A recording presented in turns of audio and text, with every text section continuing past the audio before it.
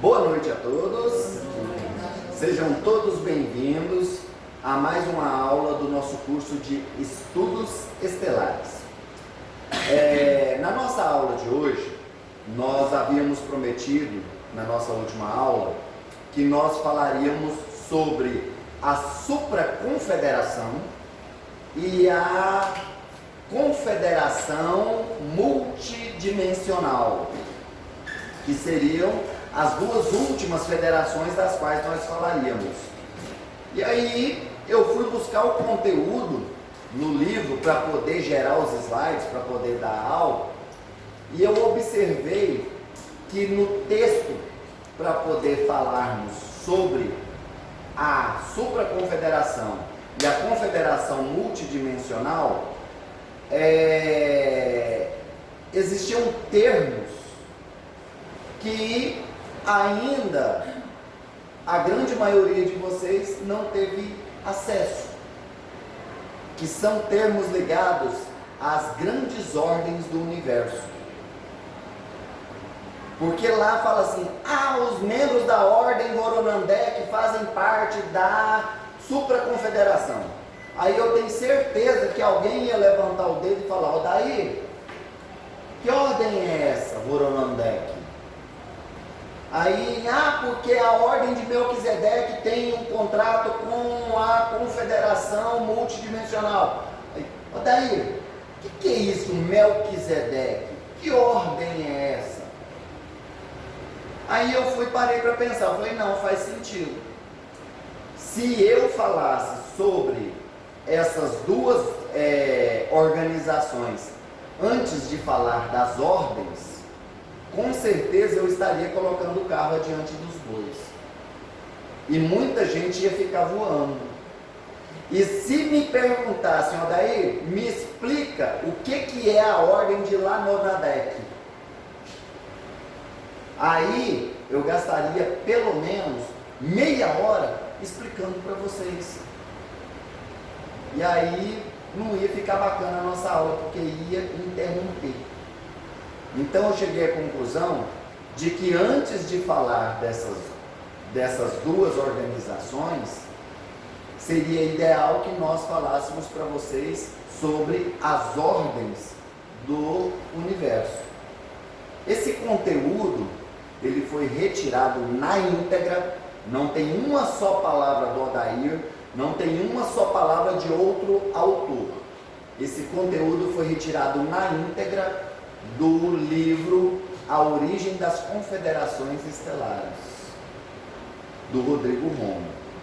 Então aqui vocês não vão ver qualquer conteúdo trazido pelo Odair.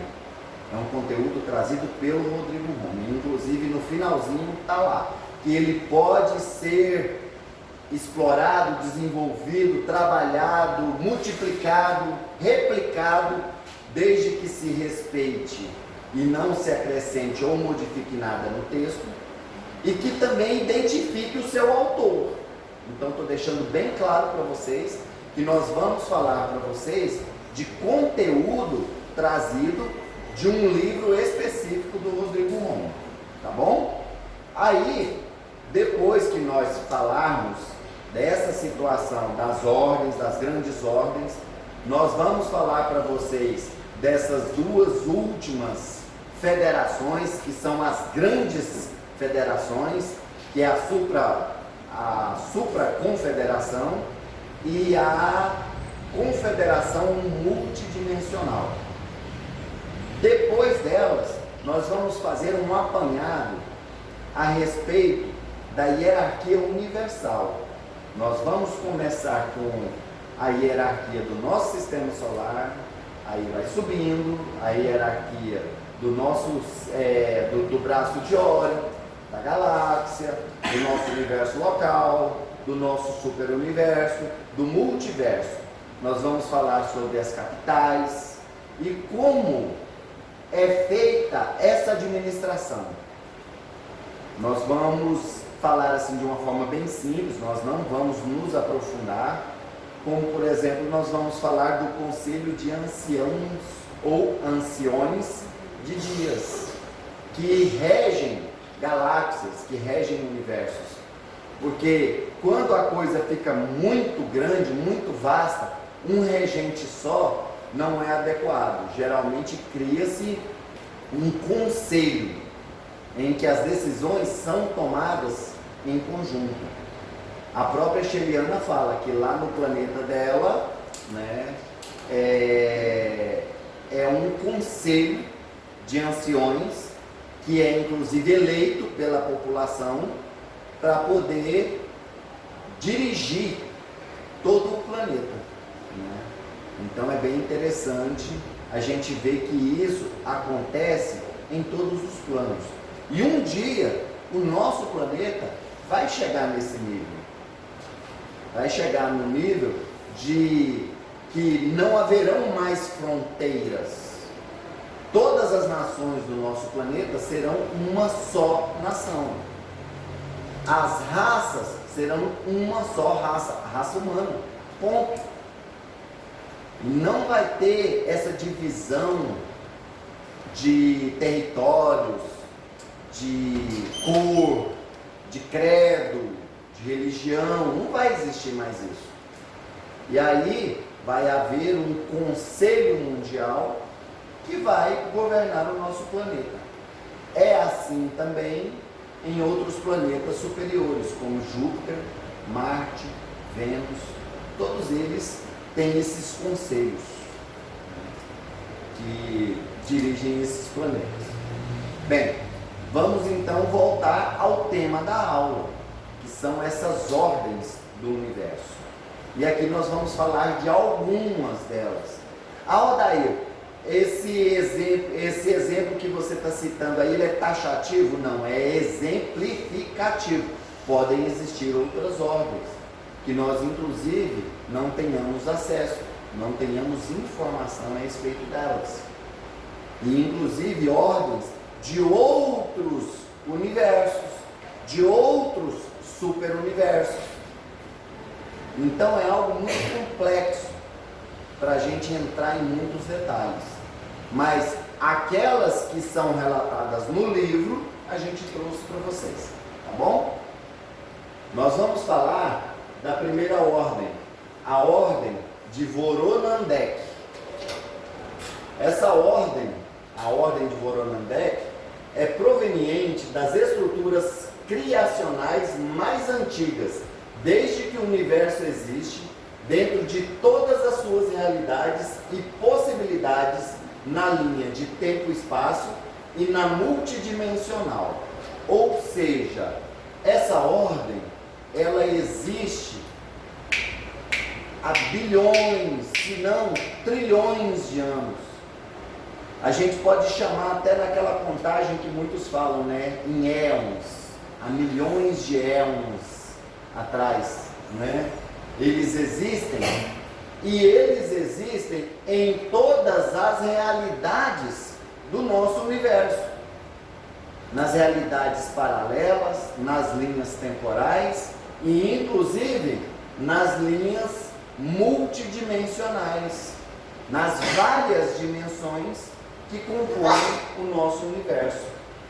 Uma de suas funções é a criação das especificações para a geração das supramônadas e das partículas que delas são geradas e que nós entendemos como eu sou. Bem, sobre o processo de fragmentação monádica, lá no início do nosso curso nós explicamos bem a respeito disso aí.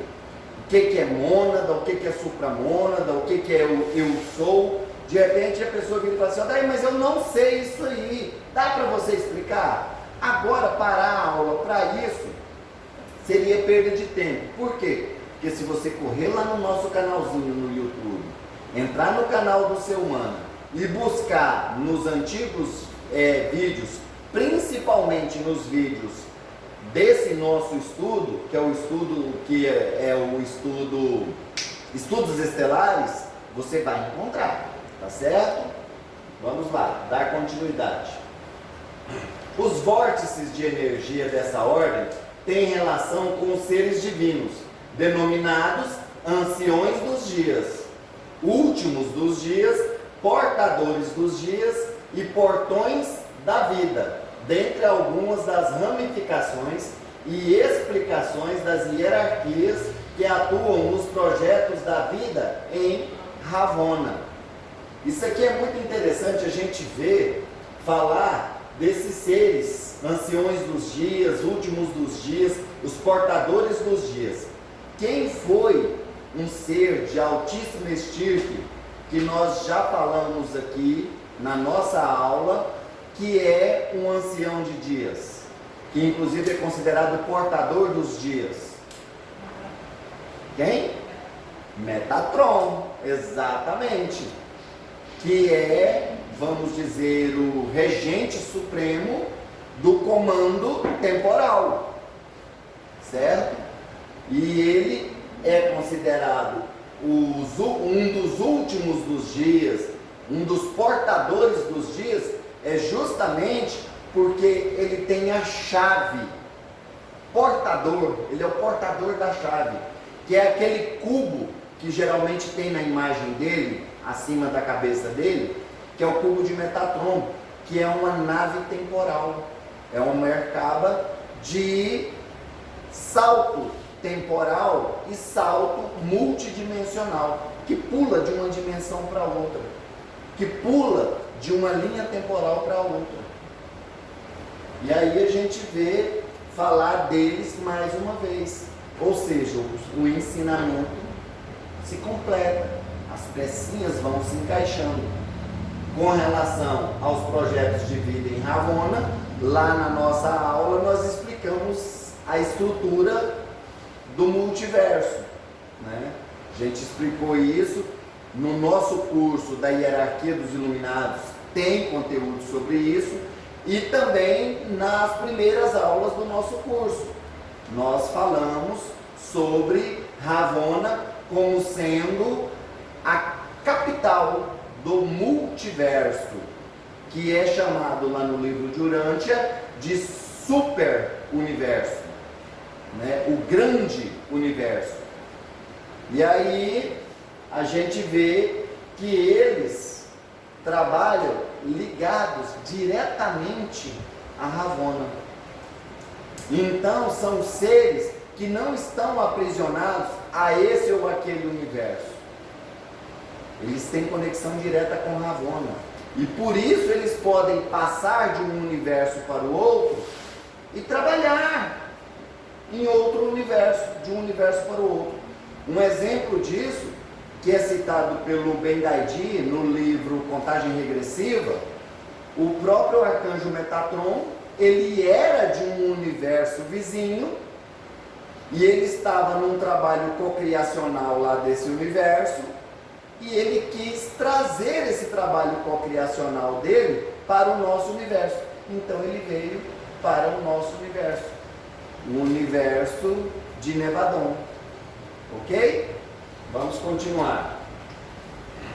A estrutura da vida nos 144 superuniversos passa por diversos aspectos de equilíbrio das energias de interação de uma dimensão com a outra. Olha que interessante, gente. 144 superuniversos que se conectam entre as suas dimensões, que tem, todos eles têm conexão. Todos eles têm conexão. Lembra quando eu falei para vocês de uma historinha em que dois universos se conectaram e que no momento dessa conexão entre os dois universos, nesse ponto de intersecção, é que um determinado planeta passou de um universo para o outro, bem na região de Sírius? Lembram-se disso quando a gente falou disso na aula, não é? Pois é, esses 144 superuniversos têm toda essa conexão. Eu gosto de fazer analogia com aquela situação da espuma de sabão, em que existem ali centenas, às vezes milhares de bolhas de sabão, e que todas elas estão conectadas. Todas elas estão ligadas de alguma forma umas nas outras. E inclusive umas entram dentro das outras. há uma conexão, há um cruzamento entre essas bolhas de sabão. A prova está aí no texto, né? Essas situações são calculadas e projetadas para cada universo pelos engenheiros siderais, que são membros da Ordem Voronandek, que por sua vez é a responsável pelos códigos da vida em todos os aspectos dos superuniversos. Olha que interessante, a Ordem Voronandek é responsável pelos códigos da vida em todos os superuniversos. Por isso é que a gente fala que eles não estão afeitos a esse ou aquele universo, e que eles estão trabalhando com esses códigos, que inclusive são códigos de geração de vida, em todos os universos, em todos os lugares. Eles são engenheiros siderais. Engenharia genética de criação da vida em todos os superuniversos. Essa ordem é suprema no universo e vibra em todas as esferas da criação, e é subdividida em diversos aspectos para cada universo e seus respectivos planos de vida.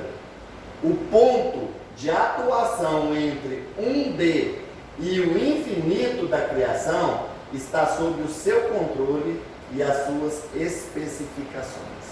Olha que interessante, gente. A conexão entre todas as dimensões, desde a primeira dimensão até o infinito da criação. Tudo tem conexão e todas estão sob o controle da Ordem de Voronandek. Bem, para quem não sabe com relação a essas questões de 1D, 2D, 3D, dentro do próprio Espiritismo, dentro do próprio Kardecismo, já existem explicações a respeito disso, que as consciências, elas descem até as dimensões mais densas para irem evoluindo e galgarem a elevação espiritual. Nós conhecemos aqui a nível Terra, tá, gente? Porque se a gente sair da Terra, pode ser que as leis naturais, as leis da natureza podem se modificar. Mas nós sabemos que 1D aqui na Terra é o reino mineral. 2D aqui na Terra é o reino vegetal. 3D aqui na Terra é o reino animal. O 4D aqui na Terra é o reino hominal. Porque nós estamos em 3D, mas já temos uma consciência de quarta dimensão.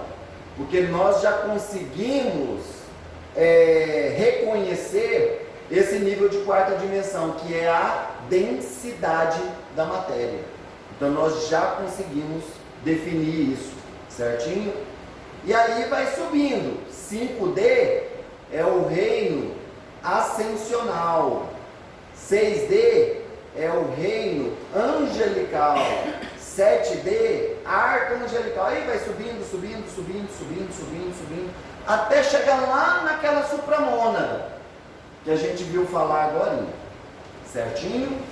Aí existem vários estudos, existem várias teorias que podem, por exemplo, virar e falar assim: não, Adair, isso aí você está delirando, lá onde eu estudei é assim, assim, assado. Mas dentro dos estudos que nós já fizemos, dentro do Aumbandã, dentro do Kardecismo, dentro inclusive de estudos do Theta Healing e de outras linhas de pensamento, é mais ou menos isso aí que eu falei para vocês, tá? Existem algumas alterações em nomenclaturas e tudo mais, mas é mais ou menos isso, tá ok? Vamos continuar. A Ordem Melquisedeque possui os códigos do conhecimento do universo, como a ordem que cuida dos registros da vida, mas as especificações criacionais partem da Ordem Voronandek. Daí, o que é a Ordem Melquisedeque? Daqui a pouquinho nós vamos falar. a aplicação dessas especificações, muitas vezes, o processo das manipulações genéticas está sob a responsabilidade da ordem de Lanonadek. Daí, que ordem é essa? Daqui a pouquinho eu explico. Lembram-se que na nossa última aula, quando a gente falou aquela historinha lá da rebelião de Lúcifer, a gente citou para vocês que ele era um ser da ordem de Lanonadek? Pois é, aí, daqui a pouquinho nós vamos estudar essa ordem, que é coligada com a Melquisedeque e Voronandek, para que a trindade criacional se manifeste em cada eu sou e nas suas ramificações de vida que eles sustentam. A ordem Voronandek possui diversos escalões internos para atuar no desdobramento dos universos.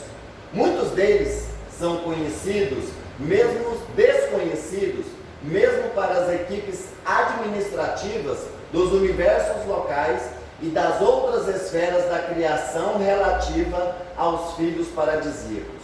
É igual eu falei, gente. Não tem como a gente dar uma informação absoluta sobre essas ordens, esses desdobramentos, esses escalões, porque muitos deles estão muito além do nosso conhecimento do que nos foi passado. Tanto que eles podem ser desconhecidos até para as equipes administrativas dos universos. De repente, uma equipe administrativa que cuida de um universo está sendo sustentado pela ordem Voronandek e eles nem sabem. Eles nem sabem qual é o escalão da ordem de Voronandek que está mantendo aquele escalão ali. É igual aquela história da pessoa que é protegida pela espiritualidade e nem desconfia disso. Aí acha que tudo é sorte, né? É aquela situação que, por exemplo, a hora que ele vai dar a partida no carro, o carro não pega. Aí ele tem que vir de Uber, né? Se atrasa um pouco e acaba vindo de Uber para a nossa aula. A hora que ele está vindo para cá, ele vê um acidente de trânsito no meio do caminho. Um acidente que tinha acontecido minutos antes. E aquele acidente poderia ser com ele e o carro dele. E a espiritualidade o protegeu. Ele acha que é sorte. A espiritualidade foi lá e fez o carro dele pifar. E nada fazia o carro dele funcionar. Aí a hora que ele vem, assiste a aula, volta para casa, vou lá tentar de novo. A hora que ele vai dar a partida no carro, o carro pega. E eles estão atuando, né? Interessante a gente ver isso aí. A maior parte dos seres dessa ordem vibra além da 30ª dimensão. Será que eles são seres de alta estirpe? Olha só, vibram além da 30ª dimensão, orbitando outros universos. O multiverso, como alguns seres definem, está aberto a todos os 144 superuniversos. Olha que interessante. Há algum tempo atrás, quando o livro de Urântia foi escrito, o livro de Urântia falou de um multiverso, um grande universo, formado por 7 superuniversos. E esses 7 superuniversos eram formados, cada um deles, por milhares de universos locais. Aí, 40, 50 anos depois, vem um novo entendimento de que, na verdade, não eram apenas 7 superuniversos, e sim 12 superuniversos. E, inclusive, na época foi relatado que eram 7 físicos e 5 não físicos. Agora, hoje, nós já recebemos as informações através desse livro, né, das canalizações do Rodrigo Romo e de outras fontes de conhecimento também, falando já de 144 superuniversos, que na verdade estão em várias linhas dimensionais, em várias linhas temporais, formando esse grande universo, chamado também de multiverso, ok? Nossa mônada e o eu sou estão inseridos nessa configuração. São 21 membros do Conselho Cocriacional de Ravonna que controlam as 77 esferas da vida através de mecanismos multidimensionais e da configuração 1212, através das naves porta-vidas similares às da categoria de Adobinon 5.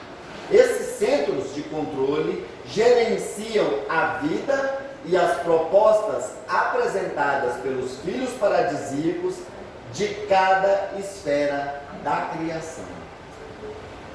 Olha quanta informação que vem chegando para a gente. Nós temos informação de uma nave chamada Estrela da Vida, que ela está posicionada dentro do nosso sistema solar e que ela é do tamanho de Urano. Para vocês fazerem uma base, o tamanho dela. E ela é uma nave de engenharia genética, ligada a esse trabalho de desenvolvimento e controle da vida para as propostas apresentadas pelos filhos paradisíacos.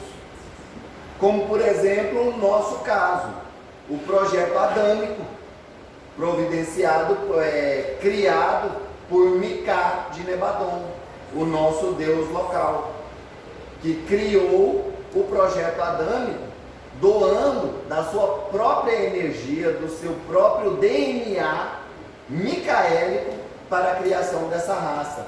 Por isso é que na Bíblia fala, né, que Deus fez o homem à sua imagem e semelhança, porque realmente Micá fez isso. Ele doou parte do seu código genético original micaélico, de filho paradisíaco, para a nossa criação. O problema é que nós perdemos a conexão com essa essência. Porque nós, é aquela história, né, que Jesus fala: eu sou o Filho de Deus e sou um Deus. Vós sois filhos de Deus e sois pequenos deuses. Um dia farão tudo o que eu faço e muito mais. É quando a gente reconhecer que Deus habita dentro de nós. Porque nós temos o DNA divino dentro de nós. Essa é uma verdade absoluta. Vamos continuando. Como engenheiros siderais, eles desdobram-se em 7 níveis internos de qualificação hierárquica para controlar as esferas através de ondas de alcance ao redor de Ravonna. Cada onda possui uma abrangência relacionada à expansão dos superuniversos no âmbito da radiação taquiônica ao redor de Ravonna. Eles medem a distância das galáxias e a dos aglomerados cósmicos em energia táquil, e com isso a classificação das esferas de 7 níveis internos de Voronandek e posteriormente as de 12 níveis para as esferas mais externas, como o restante dos superuniversos além do 12º. É aquela situação que a gente falou agora há pouco, né? Até algum tempo atrás, só tinha informação da existência de 12 universos, de 12 superuniversos. Não tinha informação de nada além disso.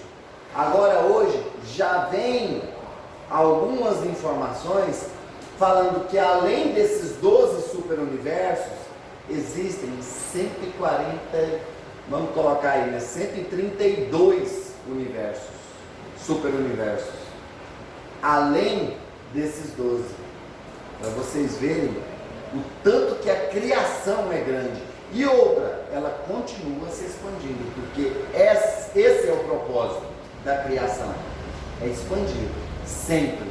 Então o superuniverso, o multiverso, ele continua crescendo indefinidamente. Não existe maior referência à estrutura operacional dos Voronandek, além da de serem primorosos engenheiros siderais, foi como eu disse, e multidimensionais, pois criaram as leis da configuração dos universos. Os filhos paradisíacos utilizaram algo que estava disponível na malha cósmica da criação do átomo e das suas diferentes frequências.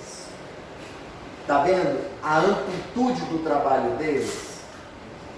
E inclusive servindo de apoio, de sustentação para o trabalho dos filhos paradisíacos. Assim, Micá, ao criar o nosso universo local, com certeza contou com esse ancoramento. Lembra que eu falei para vocês na aula passada que ele vamos dizer assim, qual o termo que eu posso usar aqui? Distribuía funções, atribuía funções a seres de alta estirpe, de alta hierarquia. Inclusive, na nossa aula a gente citou os serafins, que eram os dirigentes de quadrantes.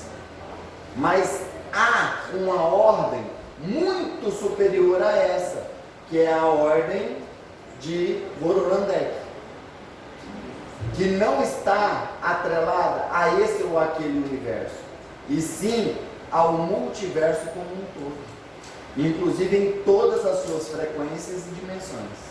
Ok? Alguém tem alguma dúvida sobre a ordem de Voronandek que gostaria de perguntar? Todo mundo doutorado em Voronandek?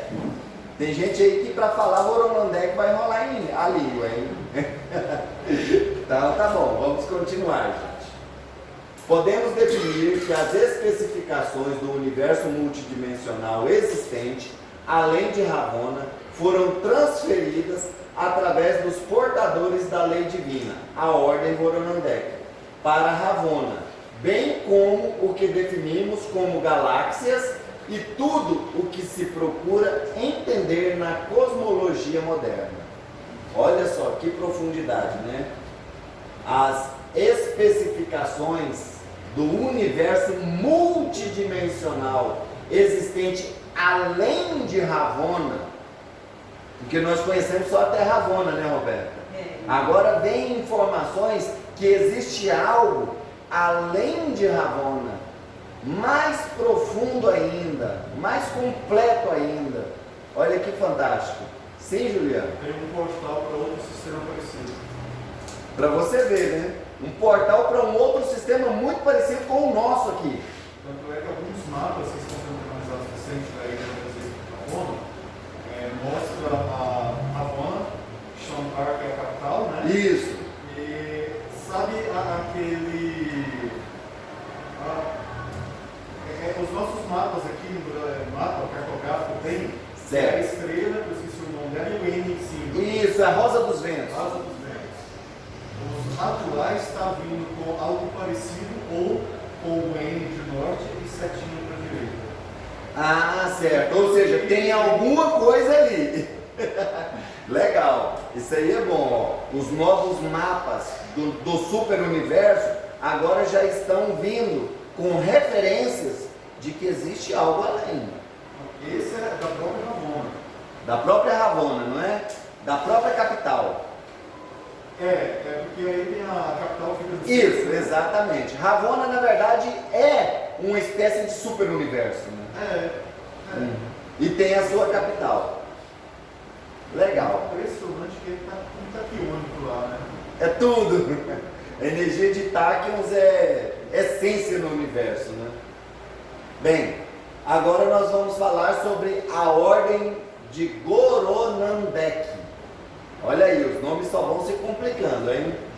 A ordem de Goronandek foi criada para coordenar os aspectos políticos dos universos em formação e para acompanhar o desdobramento político evolutivo que formataria o desdobramento das confederações, das federações e das demais estruturas de cada contexto político a ser vivenciado pelas raças e seres espirituais.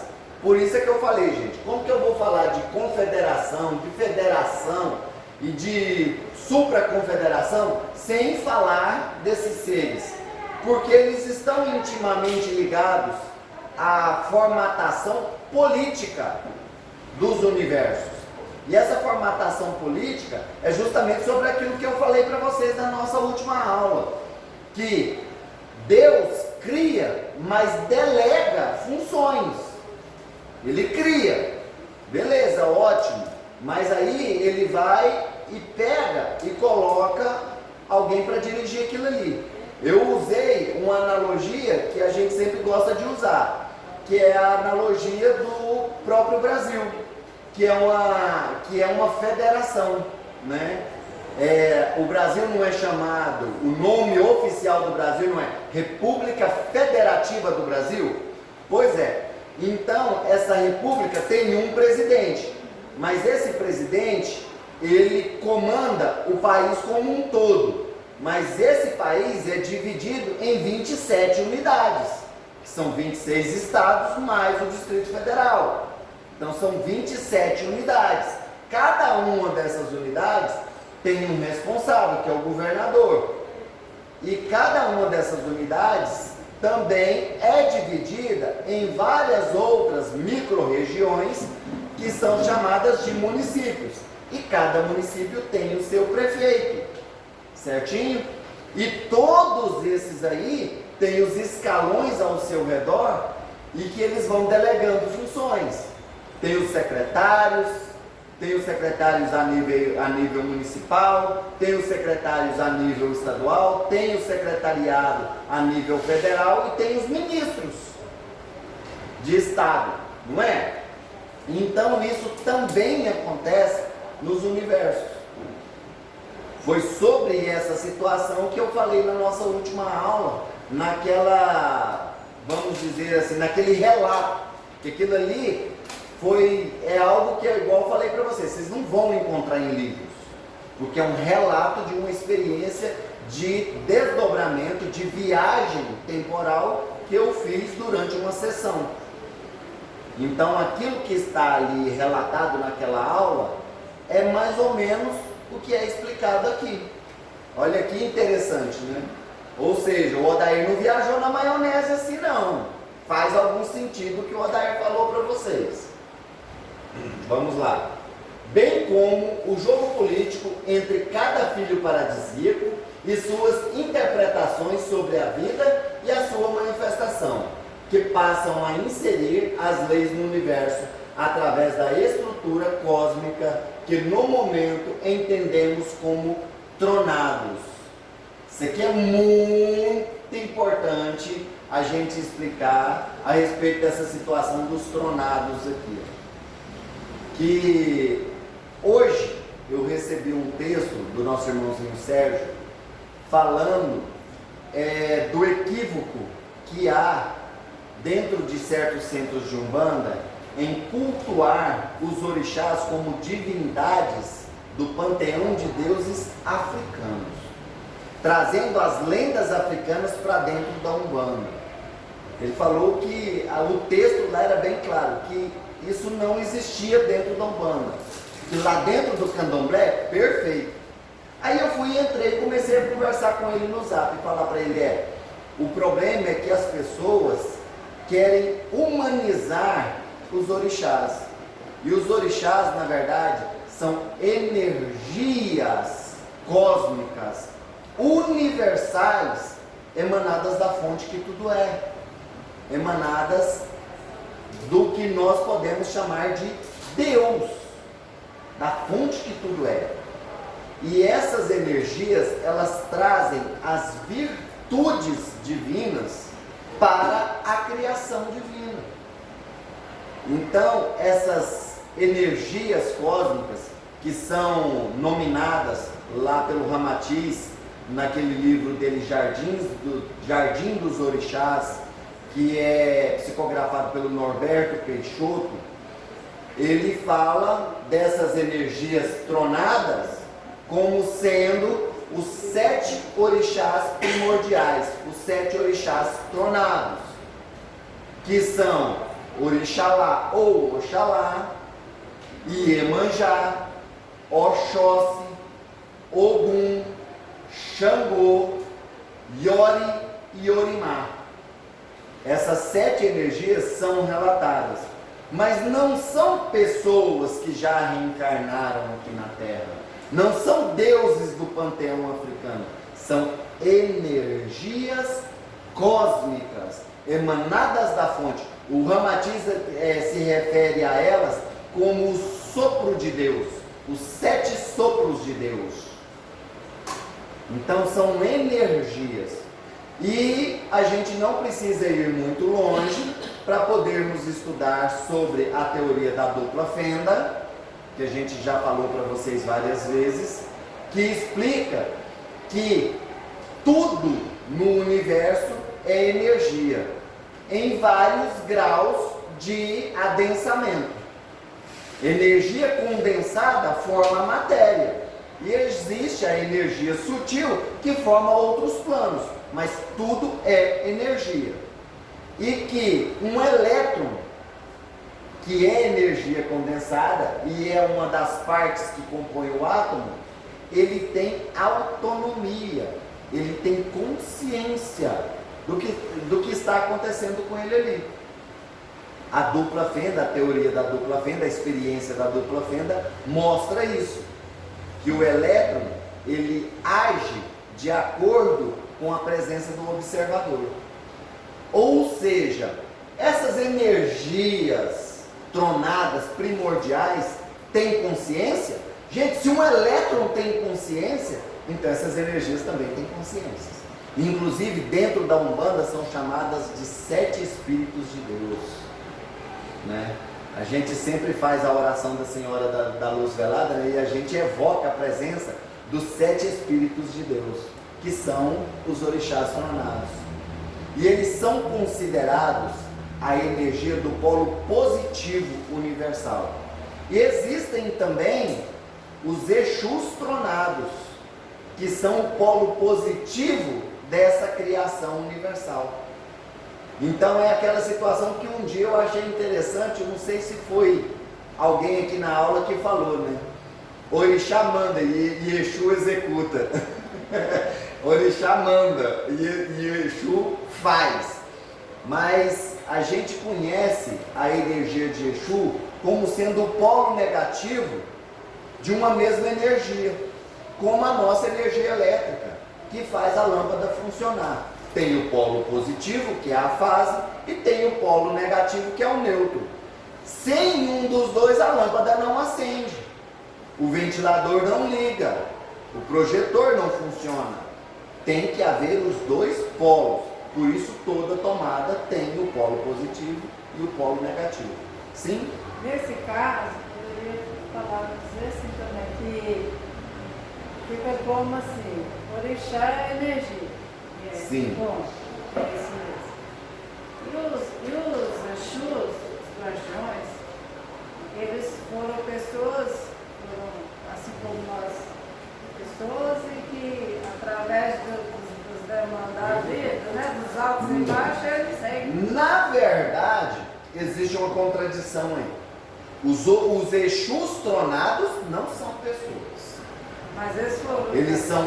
Não, Exu tronado, por exemplo, os Exus cósmicos tronados, jamais um Exu cósmico tronado se manifestaria aqui na Terra e muito menos se manifestaria num corpo físico.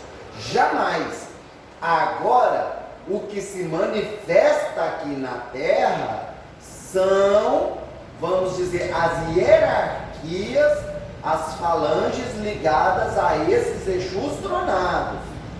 Aí sim, eles se manifestam aqui na Terra. Já viveram aqui na Terra, vou dar o exemplo, o Exu veludo, que manifesta lá na Mônica de Medeiros. Ele fala que ele foi exilado de Capela aqui para a Terra, e que aqui na Terra ele teve várias encarnações, até ser resgatado e convidado para trabalhar como Exu.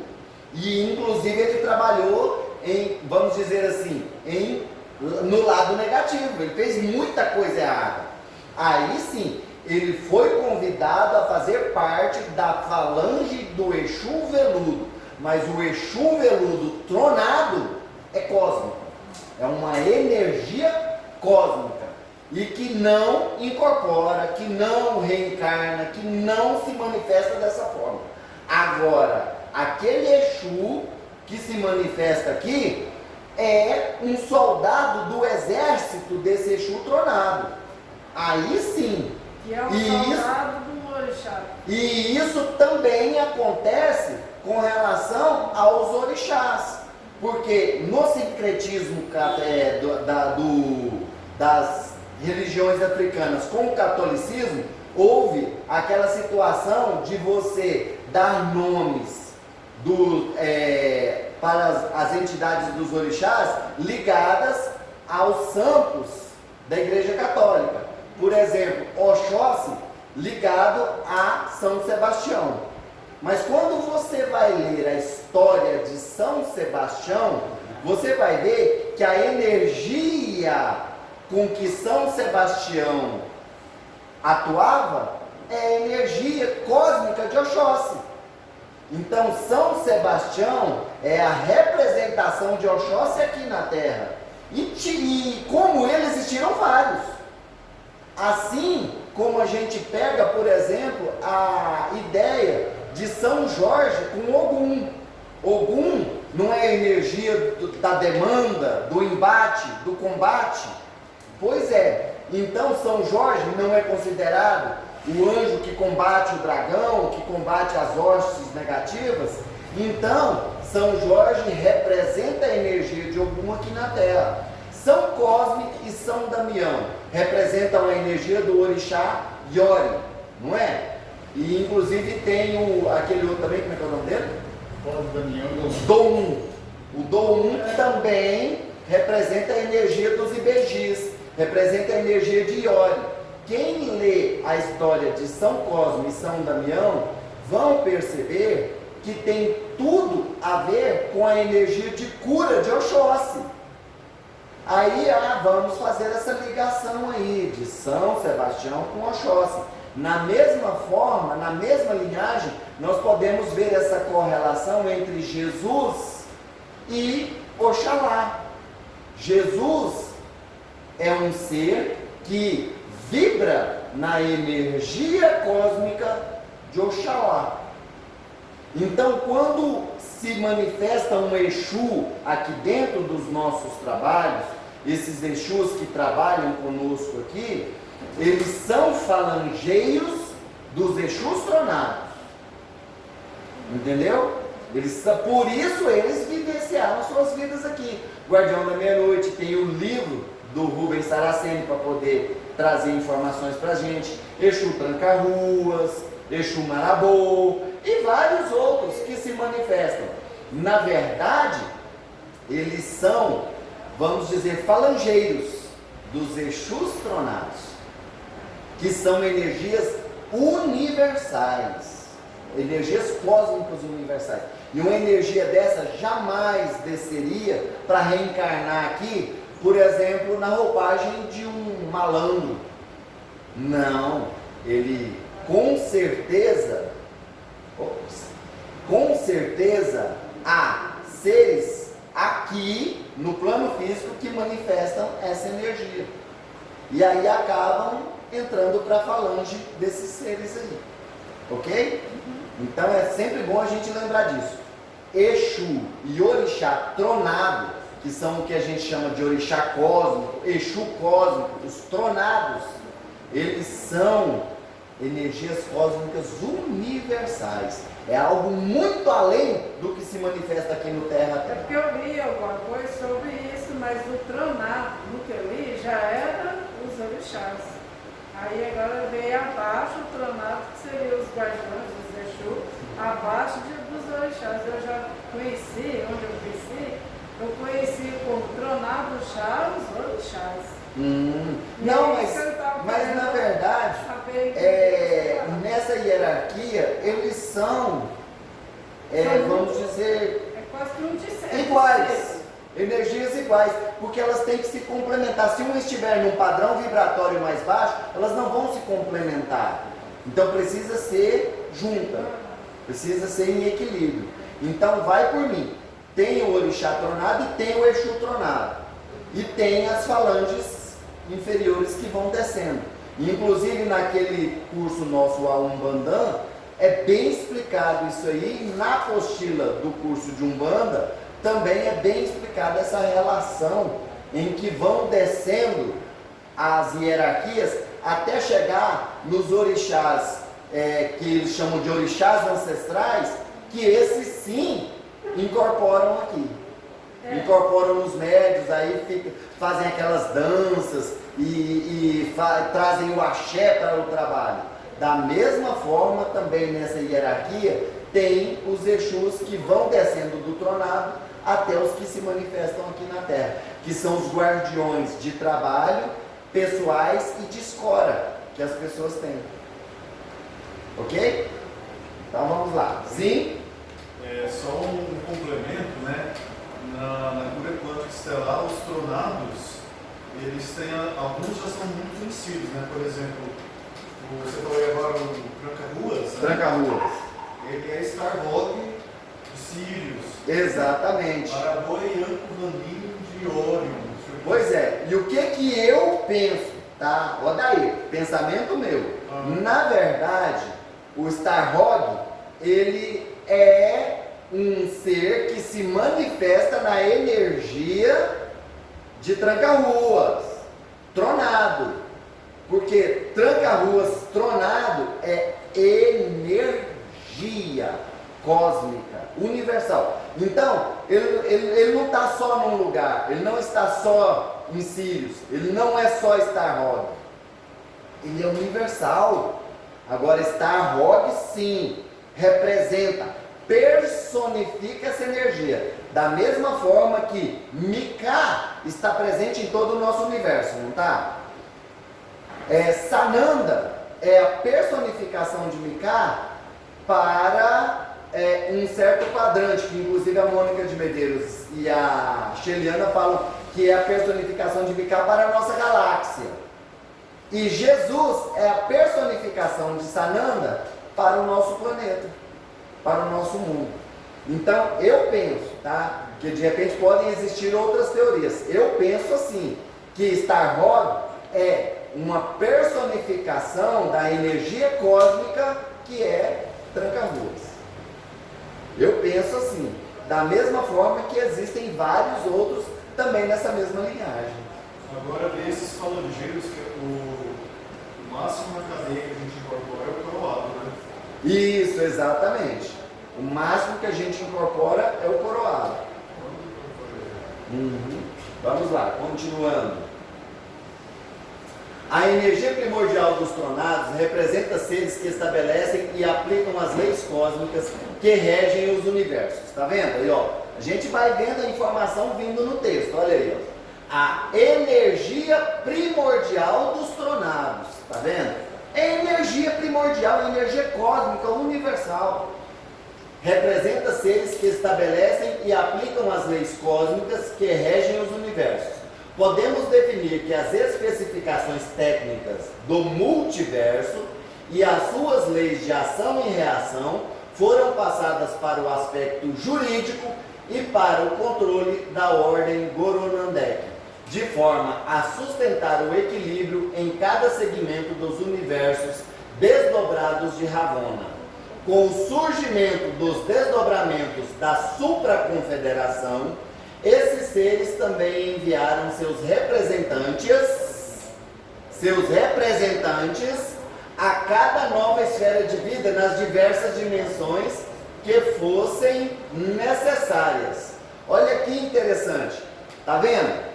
Eles mandam representantes, personificações, como eu já citei aqui para vocês, por exemplo, das personificações de Mika, como Sananda, ligado ao amor cósmico, e Miguel, ligado ao poder cósmico. Então, Sananda trabalha o amor, Miguel é o brigão, vamos por assim dizer. É o que combate, é o que protege, é o que defende. E abaixo deles tem Jesus, personificação do amor, e Astar Sheran, que personifica o projeto de resgate da humanidade. Está vendo que vai descendo as escalas? Porque nós já temos várias informações a respeito dessa manifestação, de que Astar Sheran é uma personificação do arcanjo Miguel para se manifestar em dimensões diferenciadas, dimensões mais densas, né? E inclusive ele mesmo já relatou em suas manifestações, ele falou: no passado eu fui chamado de Arcanjo Miguel, mas no futuro serei conhecido como Astar-Sheran. Ou seja, uma personificação de uma consciência superior se manifestando em dimensões inferiores. E aí esses podem ser chamados de representantes. Então, o Exu Tranca-Ruas que manifesta aqui dentro do centro é o representante do Exu Cósmico Tranca-Ruas.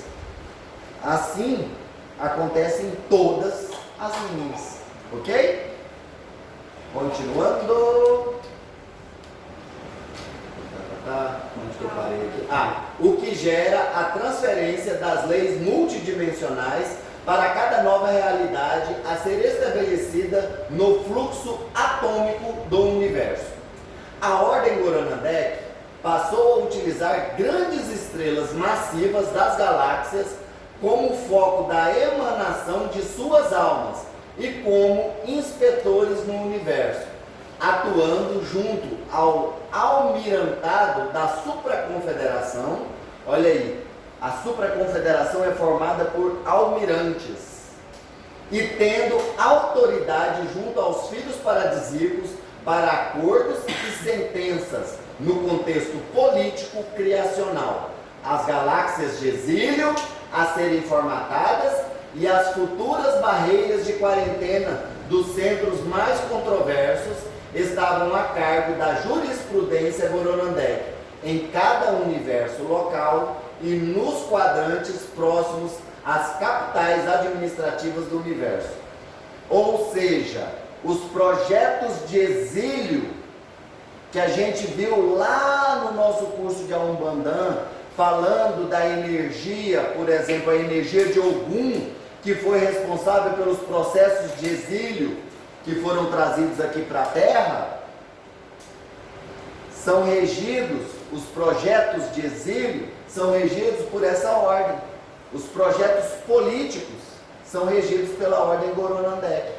Então são eles que decidem onde serão exilados aqueles que não vamos dizer, não vibram na energia daquele local onde eles se encontram. Estão em dissonância, em desequilíbrio. Então são retirados dali e levados para outros mundos, criando inclusive as famosas barreiras de frequência, que impedem que esses seres possam sair dos seus planetas de exílio. Aqui no nosso quadrante Teta existem 37 planetas de exílio. 37 planetas. Um deles é a nossa terrinha aqui. Ok? Ela foi extremamente importante para que se avaliasse o processo de desdobramento do espírito e da alma em novas formas de vida, e para poder definir até que ponto as diretrizes da supraconfederação podiam ou não ser válidas. Olha que interessante a gente ver falar de desdobramentos do espírito e da alma. Isso aqui, gente, se chama processo de fragmentação monádica. Esses processos de desdobramento, de fragmentação. Nós não falamos aqui numa aula, acho que foi até a Maria Aguimar que perguntou. Então nós somos fractais de almas, não é? Pois é, nós somos fractais de almas, nós somos fragmentos de almas, que são fragmentos de eu sou, que são fragmentos de eu superior, que são fragmentos de mônadas, que são fragmentos de supramônadas. Então, nesse processo de desdobramento, a ordem de Goronandek teve, todos esses processos tiveram que passar pela avaliação da ordem de Goronandek, porque eles tratam dos aspectos jurídicos e políticos dentro do superuniverso. Legal, né? Oi. Você poderia me explicar um pouquinho mais sobre esse processo de desdobramento do espírito da alma? Porque você acabou de falar que nós somos fractais da alma. Certo. E o que seria o espírito? Aí, o desdobramento, porque existe a linha, né, que fala que dentro do espírito tem a alma. E eu fui muito confusa. Não, na verdade, o que a gente estudou lá dentro do Espiritismo? Que espírito e alma são um só. Que espírito é na erraticidade e alma é quando habita um corpo físico, certo? Então, por isso que lá na Bíblia fala: amarás de toda a sua alma, de todo o seu espírito. Ou seja, quando há o desencarne, é um espírito que está na erraticidade. Quando está encarnado, é alma. Lá no, acho que é no livro dos Espíritos, eu li a respeito disso, certo? Dentro do Espiritismo é falado isso. Agora, o que nós chamamos de espírito, o que está aqui no Odair, hoje habita esse corpo e que dá vida a este corpo, que se manifesta através deste corpo, é um fragmento que pode ser chamado de espírito, mas é um fragmento que dentro dessa escala de fragmentação monádica é chamado de fractal de alma. E que esse fractal de alma, aqui, ele não se dividiu em apenas dois, como querem acreditar os romancistas. A famosa alma gêmea, o masculino e o feminino, que o dia que se encontrarem serão a coisa mais linda do mundo, a relação mais maravilhosa do mundo. Isso é pirotecnia. Isso é aquele negócio que fala assim, é pirotecnia do ego fogueteiro. Na verdade, nós não nos dividimos apenas em dois, nós nos dividimos. Há teorias que falam que cada fração se divide em 12. Ou seja, o Odair tem 12 almas gêmeas dele espalhadas por aí. E inclusive essas almas gêmeas podem ser o Juliano, podem ser a Roberta, pode ser a Sara, minha filha, pode ser a minha mãe, pode ser um dos meus mentores que está desencarnado, pode ser um ser que vive em uma outra dimensão paralela, pode ser um ser que vive em Júpiter. São 12. E que cada processo de fragmentação é dividido em 12. Por isso é que eu acredito na teoria, que inclusive eu até fiz um mapinha, que promove 12 processos de fragmentação. E que nesses 12 processos, cada um deles se fragmenta em 12. Então, no total, 12 vezes 12 são 144. Mas eu já vi estudos que falam que é muito além disso, podem ser milhares. Porque o processo de fragmentação, ele varia de acordo com a frequência de onde ele está acontecendo. Porque de repente um processo de fragmentação aqui na Terra pode ser diferente de um processo de fragmentação em Urano, em Vênus, em Plutão. De onde eu vim também, né? Exatamente, de onde eu vim o processo pode ser diferente, processo de fragmentação. Então eu já ouvi falar essa tese de que podem ser milhares de fractais, não só 144. Mas eu fiz uma linha que leva a 12, certo? 12 fragmentações de 12 fractais, cada uma então forma 144 fractais. Eu acredito que possa fazer algum sentido, mas não é só isso, não está restrito a isso, certo? E esse processo de fragmentação, eu gosto de usar como exemplo os fogos de artifício. Quando um rojão, ele sai de dentro do canhão ali, há uma explosão, não é? Ali rompeu-se uma barreira de frequência, porque existia ali aquele tipo um tampão que causa pressão, uma compressão dentro do canhão, que promove a explosão, não é? Pois é, então ali houve um rompimento que é chamado dentro de alguns livros como rompimento da barreira de fogo. Aí sai aquele primeiro rojão. Aí quando chega a uma determinada altura, ele explode. Pum! não é? E dali saem vários outros pequenos fragmentos desse rojão, e cada um desses novamente rompe uma nova barreira e explodem novamente. E aí isso vai virando um efeito em cadeia que forma toda aquela beleza que a gente vê dos fogos de artifício. Então é como se viesse rompendo e se fragmentando em vários fractais. E esses novos fractais que se rompem também explodem e formam novos fractais. Por isso que há a teoria de que são milhares. E não só os 144, porque os 144 eles vão estar sempre numa mesma linha. Mas esses outros fragmentos que, por exemplo, explodem num primeiro processo, lá quando ele sai da barreira, ele sai da fonte que tudo é e explode em 12 supramônadas, essas 12 supramônadas, cada uma delas vai explodir em mais 12. Então o meu processo aqui de supramônada é que leva ao 144, mas e as outras? E quando as supramônadas explodem em mônadas, essas mônadas também explodem em eus superiores. Esses eus superiores também explodem e se dividem em eus maiores, ou eu sou. E esses eu sou se explodem, se dividem em almas.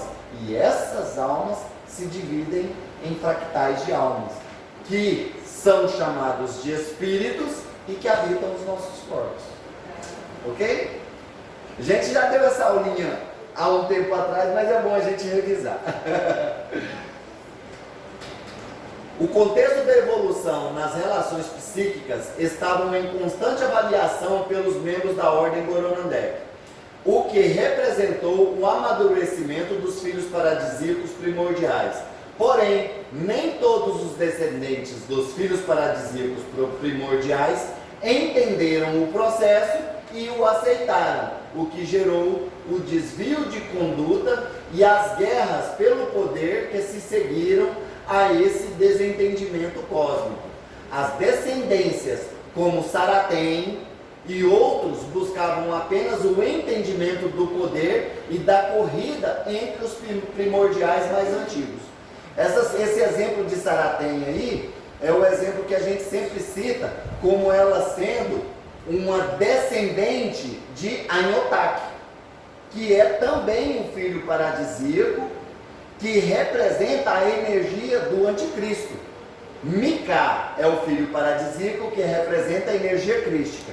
Anhotak representa a energia anticrística. É mal? Não. Só tem outra visão da criação. Há um desentendimento, uma discordância a respeito desses processos cocriacionais. Enquanto Mika ele acredita que dentro do seu processo de fragmentação, de expansão dos seus filhos pela galáxia, esses filhos vão experimentar, experienciar, vivenciar experiências diversas nos mais diversos mundos, e um dia vão se retornar para a fonte, vão evoluindo e retornar para a fonte e levar toda essa experiência de volta para a fonte. A Anhotak já pensou o contrário. Negativo, eu vou espalhar os meus filhos e vou drenar a energia deles. Eles vão me sustentar lá nos mais infinitos níveis de consciência, desde lá da amebinha, desde lá do cristalzinho, do mundo elemental, do mundo mineral. Eles vão fornecer energia para me manter. Eu vou receber energia deles. E com essa energia eu vou crescer. Eu vou me desenvolver.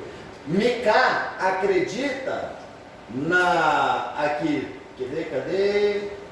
As tendências, acho que é aqui, né? Aqui, ó, os filhos paradisíacos amadurecerem. Mika acredita no amadurecimento através dessa informação que é trazida pelos seus filhos. A Anhotak não acreditava nesse amadurecimento dessa forma. A Anhotak acreditava no amadurecimento e no crescimento através da energia que era vampirizada literalmente dos seus filhos. E isso gerou o conflito da energia crística e anticrística. Ah lá. Que não estavam a amadurecer com os distintos processos ocorridos nos diferentes universos e passaram a atuar na clandestinidade e ampliaram o contexto da polaridade entre a proposta do Cristo e a proposta do anticristo.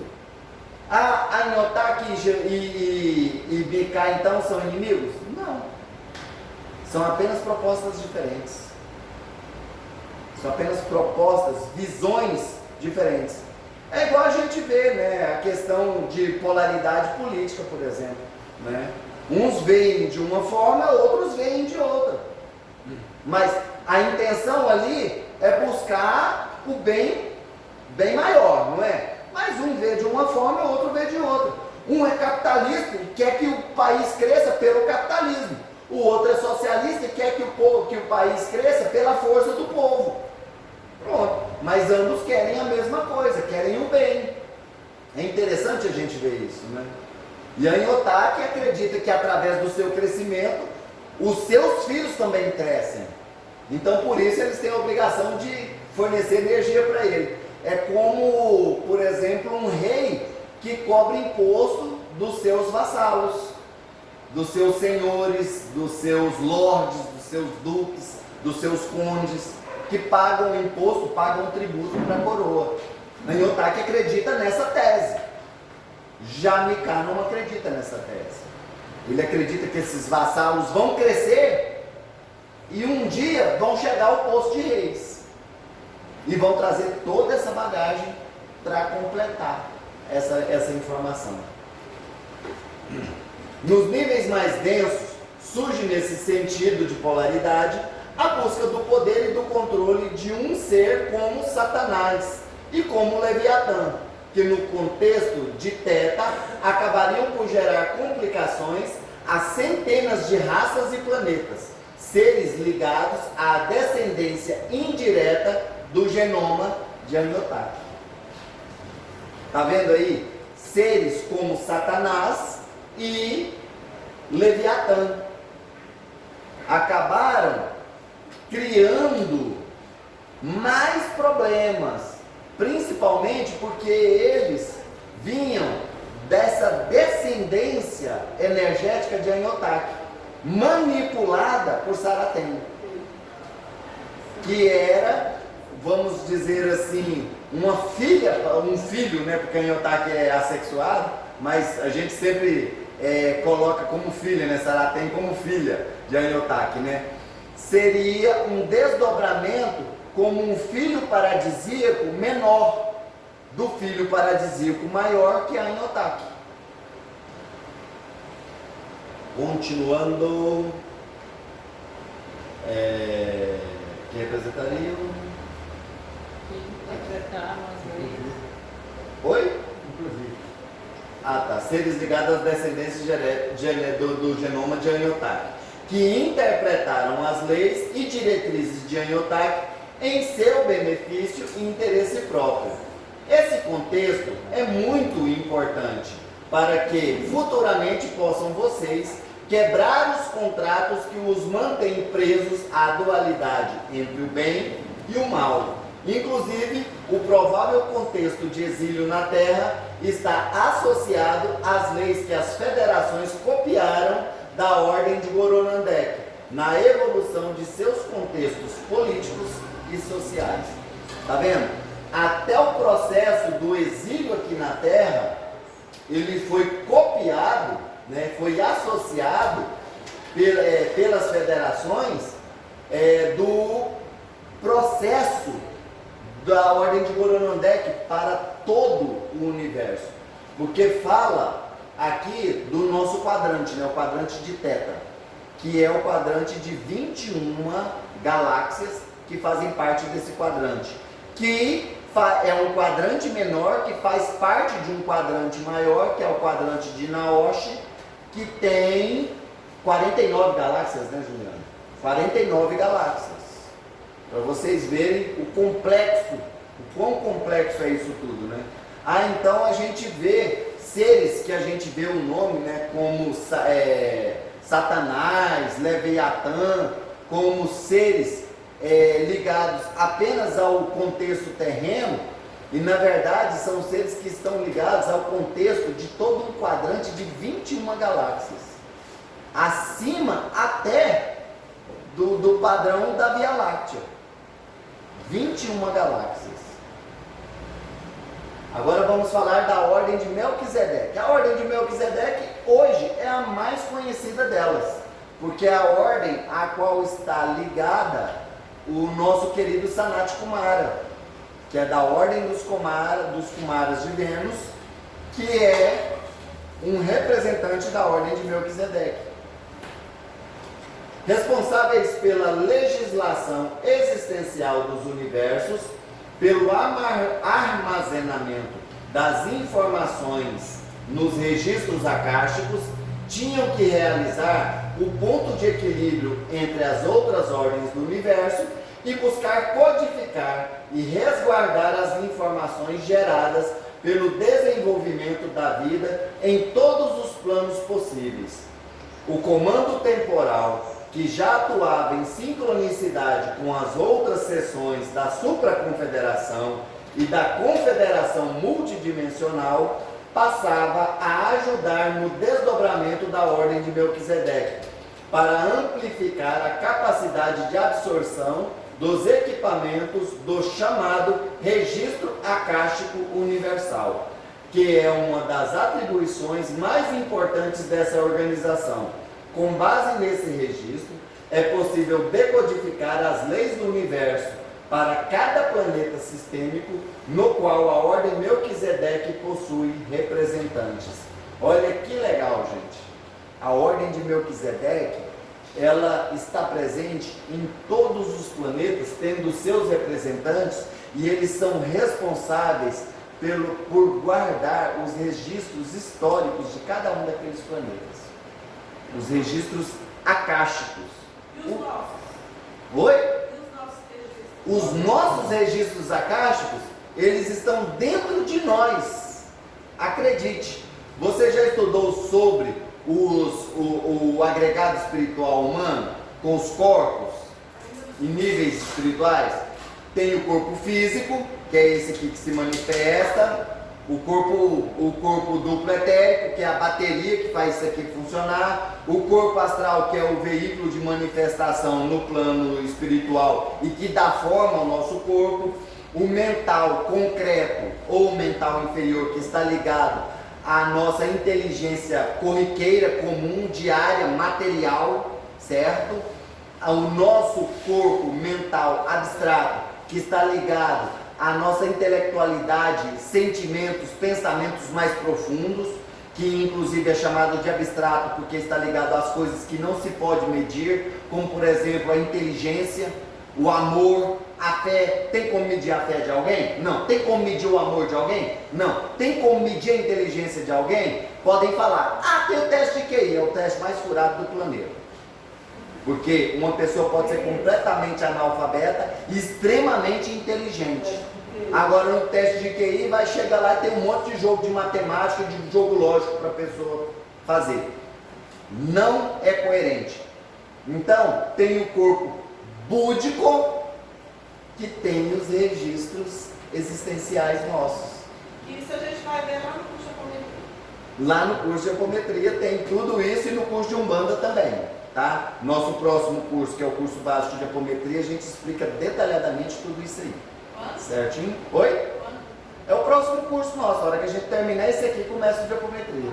Tá bom? Eu acho que esse curso vai até o final agora de outubro, no mais tardar início de novembro, e já em novembro a gente começa o de apometria. Ok? Aí no finalzinho do ano tem um recessozinho, mas em janeiro a gente volta com o curso mandando ver, tá ok? Então vamos continuar. Os processos evolutivos e o entendimento de Deus, da natureza e dos seus diferentes reinos cósmicos são responsabilidade da ordem Melquisedeque, que basicamente significa Senhor do mundo. Então, nós temos lá, quando a gente estudou sobre a grande fraternidade branca, a gente não falou que Sanat Kumara ocupou o posto de Senhor do mundo aqui na Terra por 18.600.000 anos, e que depois ele deixou esse posto e voltou para Vênus, e hoje esse posto é ocupado por um outro ser aqui no planeta Terra. Quem é esse ser? Senhor do mundo? O Senhor Gautama, o famoso Buda, que na verdade Buda não é o nome dele. Buda quer dizer o iluminado.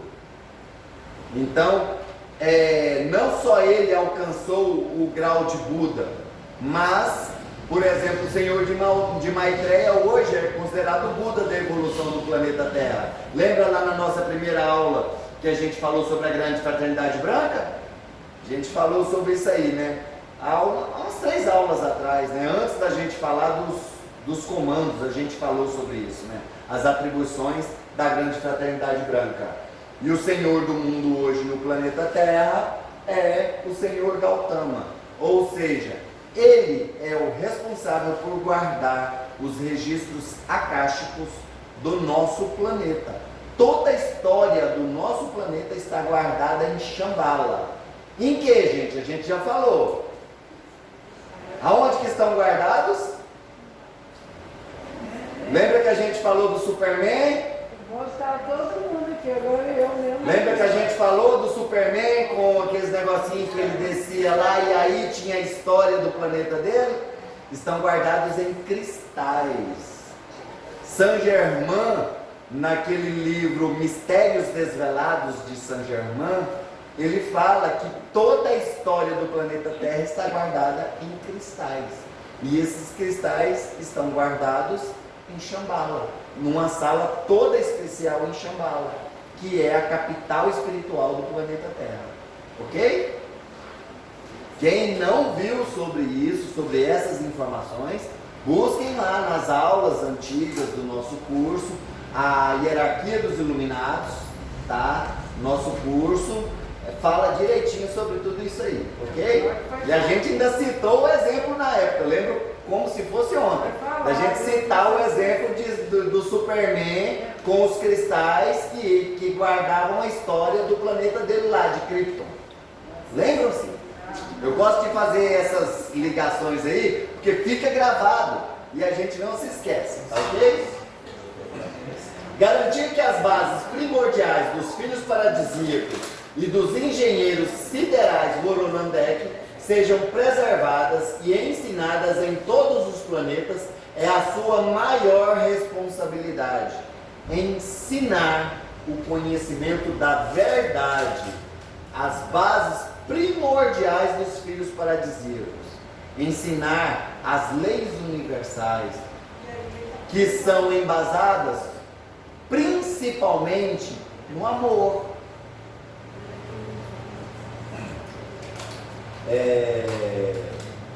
O contexto da geometria sagrada fractal do universo é uma das codificações Melquisedeque para garantir a ação atômica do reino dévico nos distintos planetas do universo.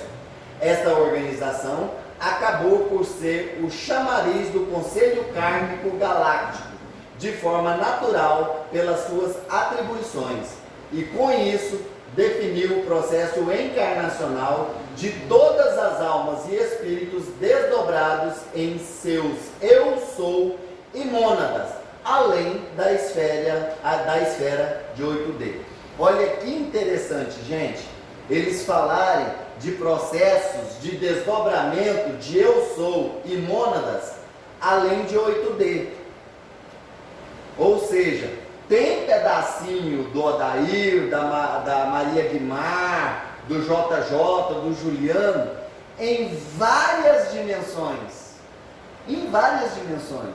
Então não é só aqui na Terra. Aí fica o bobão. Eu quero achar minha alma gêmea. eu vou me casar com a minha alma gêmea. Tem muitas almas gêmeas, muitas. E que inclusive o ideal é que você não encontre a sua alma gêmea, porque vocês são tão parecidos que dá choque. Já viu aquela história de que dois bicudos não se beijam?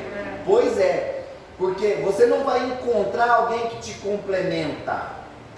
Você vai encontrar alguém que é igualzinho a você. Tá? E se tiver numa roupagem feminina, vai ser o Odair de saia. Então não está certo. Por isso eu encontrei a minha alma companheira. Sim, a minha esposa, que é completamente o oposto do Odair. O Odair é fominha por conhecimento.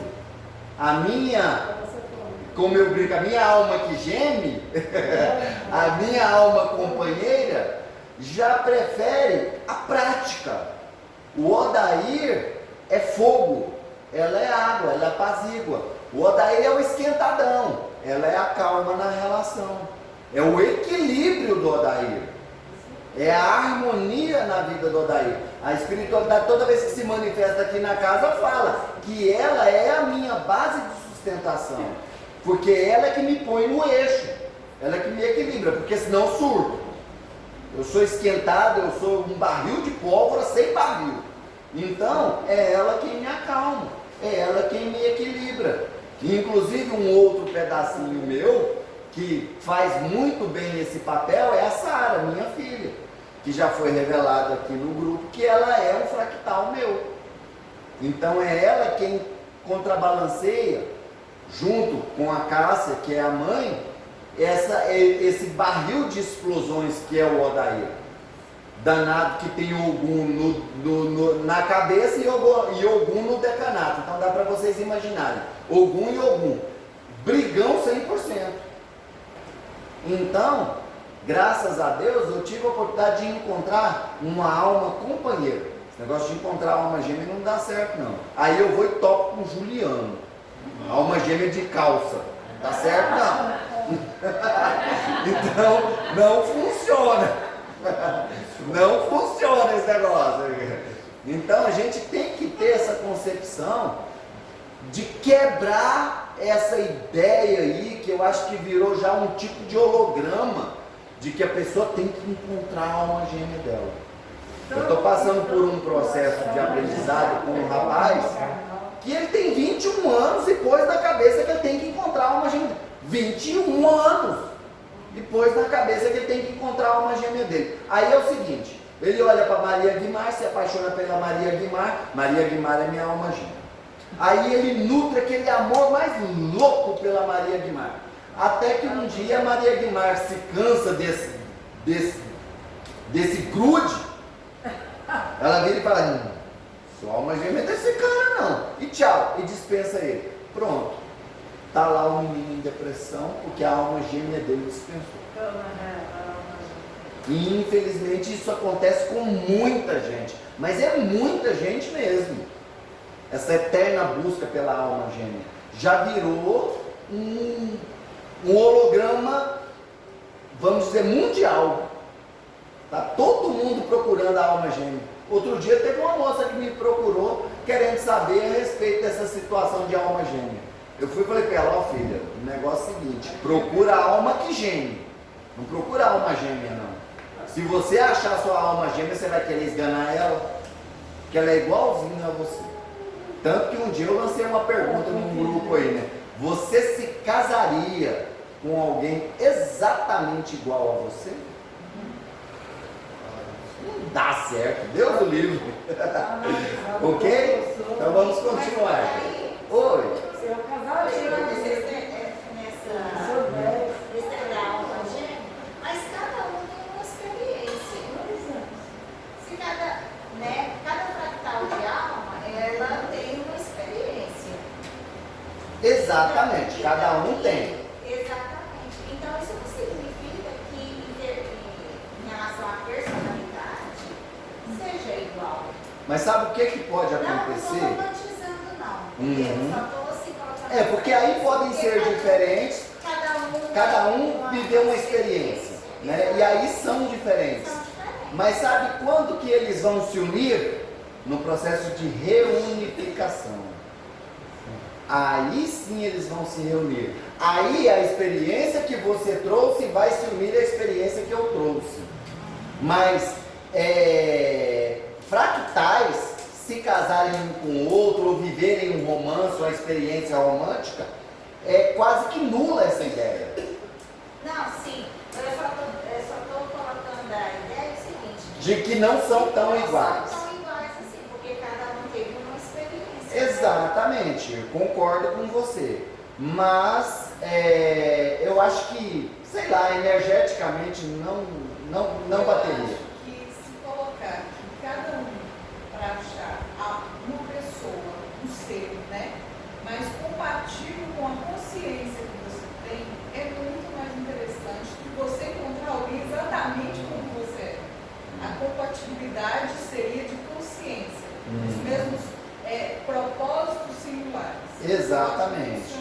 Porque como que você vive com o seu lado luz e o seu lado sombra, ou o seu lado que te incomoda, porque nós todos temos. Aquilo que a gente ainda precisa evoluir. Precisa melhorar. Eu acho que é por aí. Realmente. Não, mas todas as experiências são válidas, sabe? Eu penso que o que a Roberta falou faz sentido, o que você falou faz sentido, o que eu penso faz sentido, o que está nos livros faz sentido. Porque tudo é experiência. Um dia nós recebemos uma canalização de um ser que ele falou justamente isso aí. Ele falou assim, ó, tudo é experiência. Então não existe bem e mal, não existe alegria e sofrimento, não existe dor e prazer. Tudo é experiência. E o único propósito dessa experiência é encontrar o equilíbrio no amor. Eu lembro dele falar, tudo é amor. Não sei se você se lembra disso, Roberto. Dele falar, tudo é amor. Por isso é a fragmentação de quem? De Micah. A fragmentação pelo amor. Por amor ele doou do próprio código genético para criar a vida dentro do seu universo. Então tudo é amor, experiência que leva ao amor. Por isso ele falou lá que não existe bem e mal, existe luz e escuridão, e que elas são unificadas e interdependentes, precisam uma da outra. O que dá sentido à existência da luz é para iluminar as trevas. E sem a luz não há sentido para a existência da treva. Então elas se complementam. Aí lá ele fala, né, que elas sempre vão estar presentes. Onde houver luz, vai existir treva. Em graus diferentes. Por isso que fala que é dualidade, não é um universo de dualidade, não é um plano dual. Por isso é que há aquela concepção, o nosso universo, 95% do nosso universo é matéria escura. Só 5% é que é outros tipos de matéria, e desses 5%, apenas uma parte, uma fração, gera luz. Gera luz como as estrelas, por exemplo, como o nosso Sol. Uma pequena parcela desses 5% é que gera luz. Para vocês verem o quanto é profundo você parar para pensar nisso, né? E aí a gente vê aquele símbolozinho Yin e Yang da cultura chinesa que explica bem isso, né? Que dentro da parte escura tem um pontinho branco, dentro da parte branca tem um pontinho negro. Então, são energias que vão estar sempre presentes. Igual ela falou, todos nós temos o nosso lado negro. Então tem tudo a ver. Eu achei muito interessante essa explicação lá.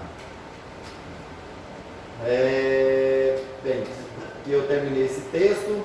Essa condição acabou por gerar a interdependência de todas as ordens do universo, nas quais seus ocupantes e administradores tinham que consultar uns aos outros para verificar como estava o desdobramento dos milhões de formas de vida nas distintas realidades dos universos. Criou naturalmente diferentes níveis de responsabilidade em Melquisedeque, o que lhe permitia acesso às outras ordens e às esferas do universo e da fonte que tudo é. Ou seja, dentro da ordem de Melquisedeque também existem diversos níveis de responsabilidade. Existem seres da ordem de Melquisedeque que são responsáveis, como a gente falou, como senhor do mundo. Toma conta de um planeta com a sua própria luz. Ótimo, mas tem ser da ordem de Melquisedeque que ele é gigantesco e cuida de um quadrante, de uma galáxia. Às vezes, até auxilia dentro do processo de criação de um universo local. E estão ligados a energias e esferas dentro da fonte que tudo é, que nós podemos chamar de Deus primordial, a fonte que tudo é, que emana sua energia diretamente da capital paradisíaca, que é a ilha paradisíaca em Ravona, né?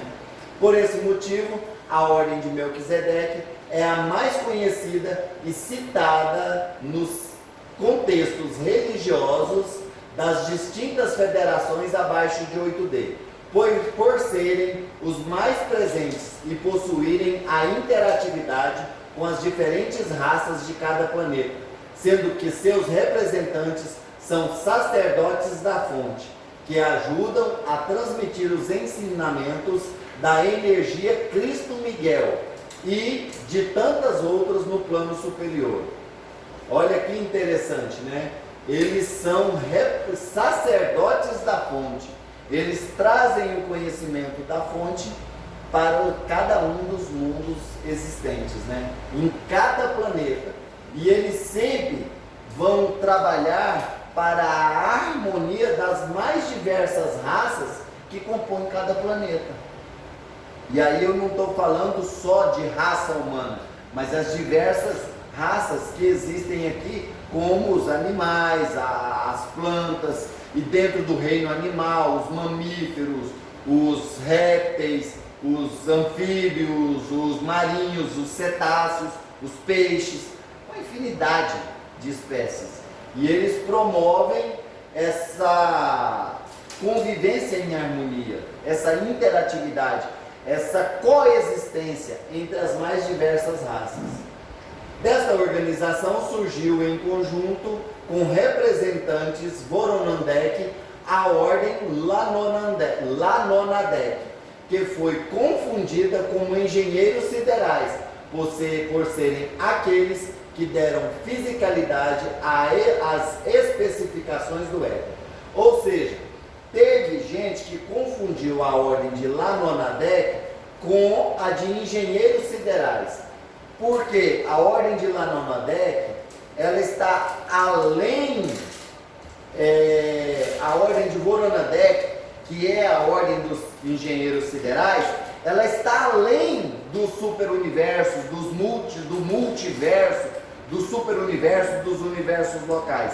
Já a ordem de Lanonadek, ela está ligada diretamente a especificações da fisicalidade. Eles são os responsáveis por trazer, vamos dizer assim, as questões da fisicalidade, criar planetas, galáxias, raças, espécies mais indefinidas, né, que a gente tem aí pelo universo.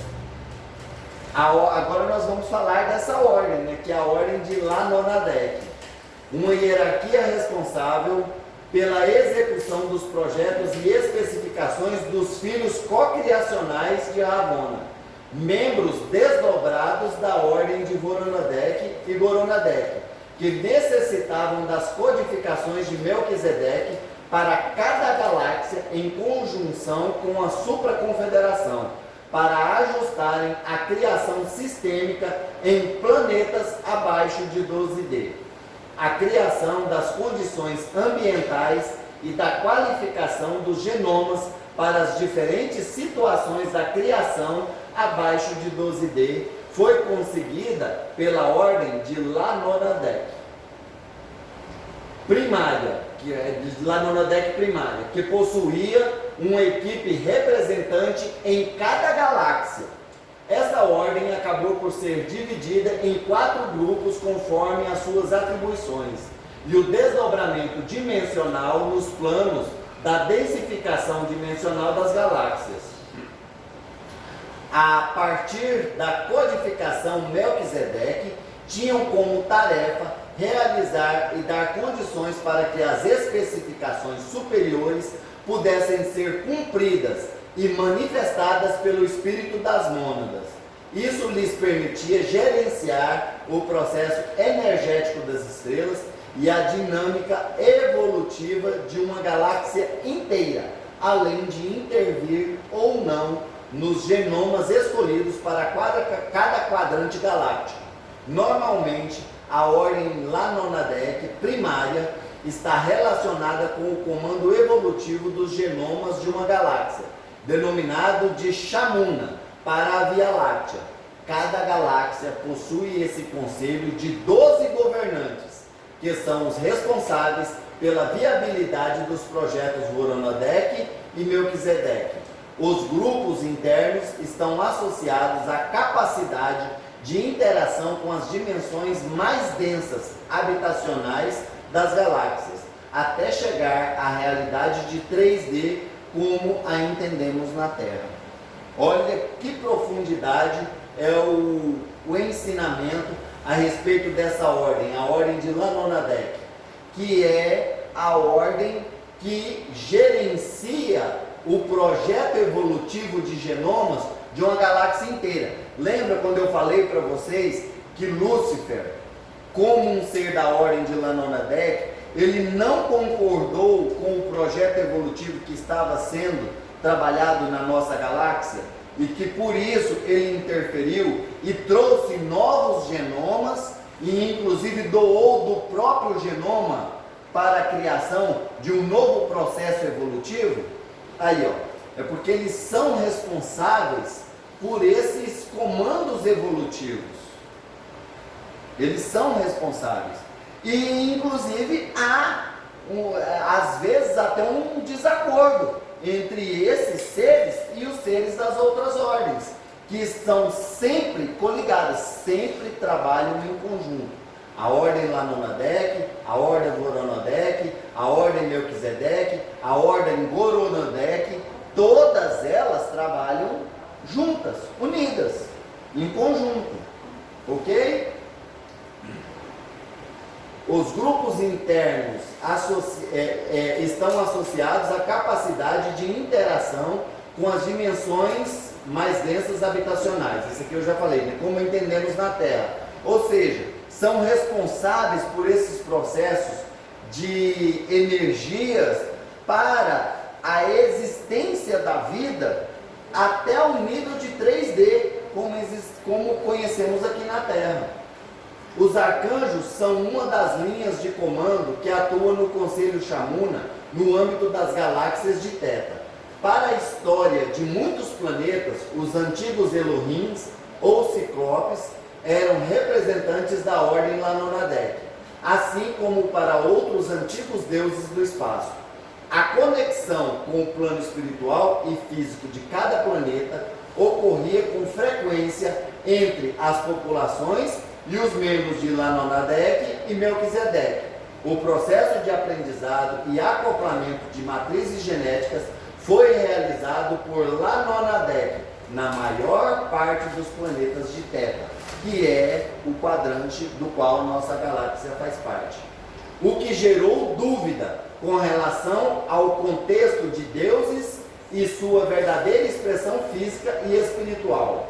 Muitos genomas que foram densificados pelo surgimento de vida em mundos mais densos acabaram por perder o registro de sua origem cósmica e, com isso, entraram na ignorância da natureza do Espírito e de Deus. Aconteceu isso com a Terra, viu, gente? Servindo como base para o acoplamento do poder por parte das raças mais desenvolvidas e conectadas aos interesses do anticristo e seus representantes, o que inclui representantes lá no Anadec, como é o caso de Satã e Satanás, nas suas realidades abaixo de 7D. Satã e Satanás eram representantes de Lanonadec secundário e terciário na escala de poder e controle ambiental na administração de Oriones e Sagitário, importantes braços da espiral da Via Láctea, com centenas de mundos habitados e outros a serem colonizados. É importante salientar que no decorrer da evolução tecnológica das diversas federações e impérios estelares da Via Láctea, muitos povos que passaram a colonizar outros planetas acabaram por executar funções que eram especialidade da ordem Lanonadec, dentro de suas 3 ordens primárias. Um exemplo disso é aquele caso que eu citei para vocês, dos Anunnakis, que assumiram essas funções, que executaram essas funções, que promoveram o processo de melhora do genoma humano que aqui existia na Terra, para criarem os seus escravos, para fazer aquele projeto de mineração. Com o tempo, acabou aceitando-se uma 4ª qualificação ligada aos representantes mais avançados das federações de cada galáxia interna do conjunto de Teta, ou mesmo de Naoshi, aí, o sistema maior. Muitas das colonizações realizadas pelos impérios Jantares, Sírios, Órion e outros grupos não eram representantes da confederação e, portanto, não eram Lanonadec, senão raças estelares criadas nessa galáxia com a alta tecnologia que lhes permitia explorar, pesquisar e construir bases e colônias em outros mundos conforme os seus interesses. Exemplo dos Anunnakis. Inicialmente, esses interesses tinham ligação com a questão da obtenção de recursos naturais dos planetas, satélites e asteroides encontrados pelo espaço sideral. Posteriormente, com a ampliação do império na questão de colônias estratégicas, depois surgiu, com o tempo, a busca pela tecnologia de clonagem e genomas, passando a criarem novas raças e pesquisas da mesma forma que os antigos criadores tinham realizado nas outras galáxias do superuniverso. Ou seja, os filhos repetiam os passos de seus criadores. Os Anunnakis repetiram os passos dos seres da ordem de Lanonadec e começaram a criar diversos genomas. Um exemplo disso é a raça Grey, que foi criada para ser escrava e que inclusive perdeu o seu genoma original, como foi falado lá. Eles, de tanta modificação, perdeu a sua conexão com a fonte e perdeu o seu genoma original. Este conceito é fundamental de ser entendido, pois muito do que iremos ler na sequência é relativo ao surgimento dos maiores impérios desta galáxia, provenientes das raças criadas pelos grupos que estudamos até este momento. A maior parte dos antigos deuses do passado da Terra ou da humanidade não é representante da ordem Lanonadec, mas membros dos impérios estelares próximos à órbita da Terra, que surgiram nos últimos 800 mil anos. Porém, esses 800 mil anos estão divididos em 2 etapas, antes e depois da chegada dos Anunnakis de Nibiru Pleiades, há cerca de 450 mil anos. Lá no livro do Robson Pinheiro ele fala em 470 mil anos. A presença de Lanonadecs verdadeiros neste planeta ocorre muito antes, com a formatação do conceito estrutura de planeta decimal ligados aos Elohims e à primeira linhagem de Cíclopes e dos antigos arquitetos do universo provenientes de Urano e do Sol, que representam outra antiga civilização anterior à chegada de Sanat Kumara. Lembra que eu falei para vocês que Sanat Kumara veio quando houve a queda da quarta raça? Pois é, antes disso, tiveram 3 projetos muito bem sucedidos aqui, não foi? Esses sim eram projetos dos Lanonadex. Esses sim eram projetos dos Lanonadex.